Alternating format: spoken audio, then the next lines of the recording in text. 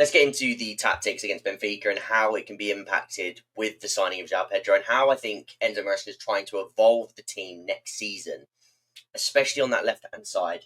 Now that we've seen Cole Palmer in here, Cucurella holding width, but a key part of this is something that I was mentioning even last season when we saw it with Joao Felix playing off the left or Nkunku playing off the left. We saw it against Southampton. I think we saw it against Leicester as well. We saw it a few times. Cucurella's role as a width holder is key because there's a few different ways you can use like a primary width holding overlapper, and to have them pinned out wide, someone like Cucurella who doesn't really have the ability to navigate sort of those wide areas on his own in those 1v1 scenarios, that's not where you want him, and that's not how you want to utilize him. So what's the plan? Let's go to see what... There we go. The Benfica game. A lot of the sort of idea here was still to create that front five, as you can see here. You got Cole Palmer drifting in. He started on the left, but he was drifting in field and still playing in that sort of left half space pocket. Now, Cucurella wasn't just always holding the width. At times he was staying up there to sort of provide that width, but he was timing his run based on Cole Palmer's movement forward. And what I mean by that is, as you can see here, you have the fullback, Orsnes, I don't know how to pronounce it. He was following Cole, who was, again, Cole left wing, Orsnes right back. Cucurella was timing his run to arrive behind Orsnes when he was dragged infield by Cole Palmer, to arrive in these situations where if Di Maria didn't track him, we were arriving in these areas and Cucurella, he had a brilliant shot saved off the line. But it was the timings of these runs and these rotations that allowed for Cucurella, again, look, Orsnes has followed Palmer infield.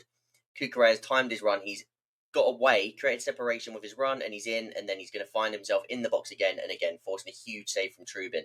But you look how far out of position Orsnes is here, and how far he's having to rotate over because of the way Cole Palmer has moved infield.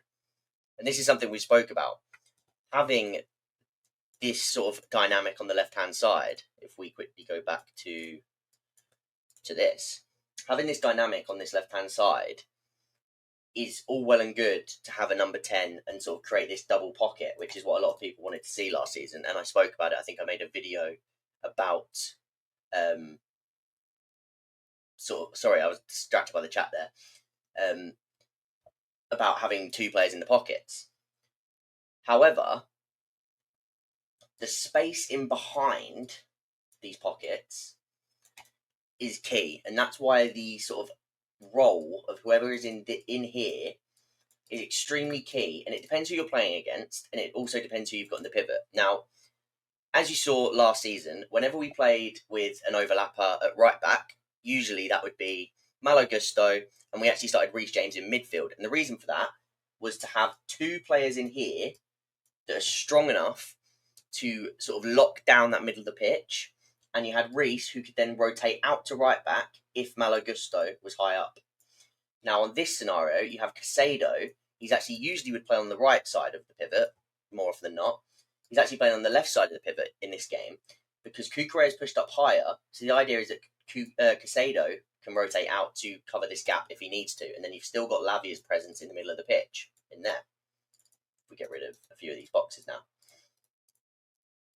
So that is a key sort of aspect of having Cucurella. And again, if you time his run, if he's not just always pinning them at that top end of the pitch, and he's making his runs from deep to arrive in these areas, then even if the ball is lost, he's not always so far out of position that he can't recover the ball.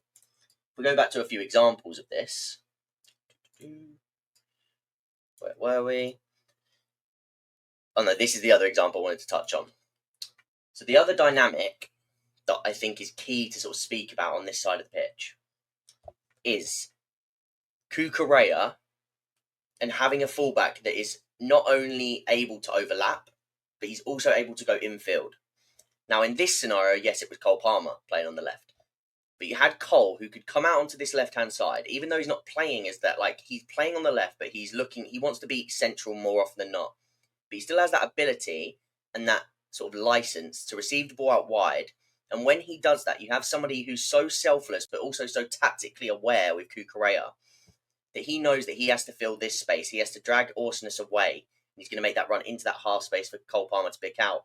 but also he can drag him infield and leave Palmer in a 1v1 with a very good sort of situation with Di Maria, who's not a defender. So the option then for Orsnes would be, does he double up on Cole Palmer and leave Cucurella to make that run? Or does he follow Cucurella and leave that 1v1 for Cole Palmer?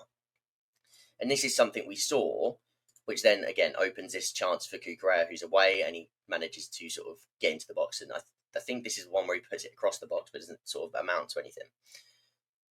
But this is the dynamic that I think Maresca wants to see on that left-hand side. And I think the reason he wants to implement it more on the left-hand side is due to that that positional versatility that Cucurella gives you.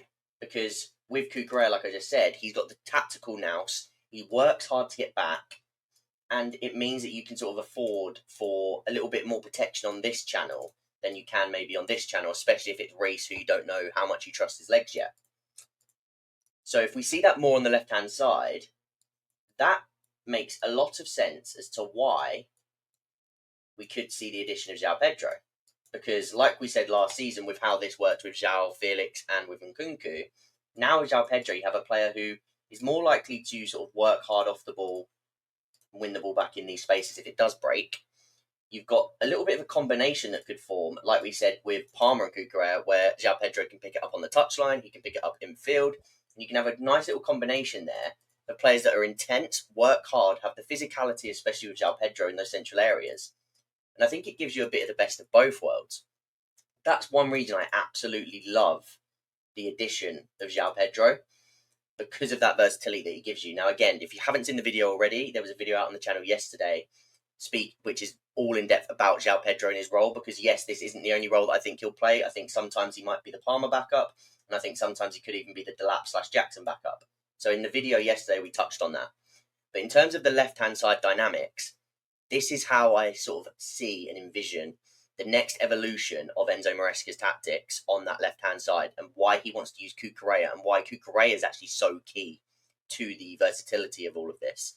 Even though, yes, adding another overlapping profile would be good and an extra sort of tool to have in your toolkit, I think people don't underestimate Cucurella's importance within this role, just because he's not the most natural overlapper.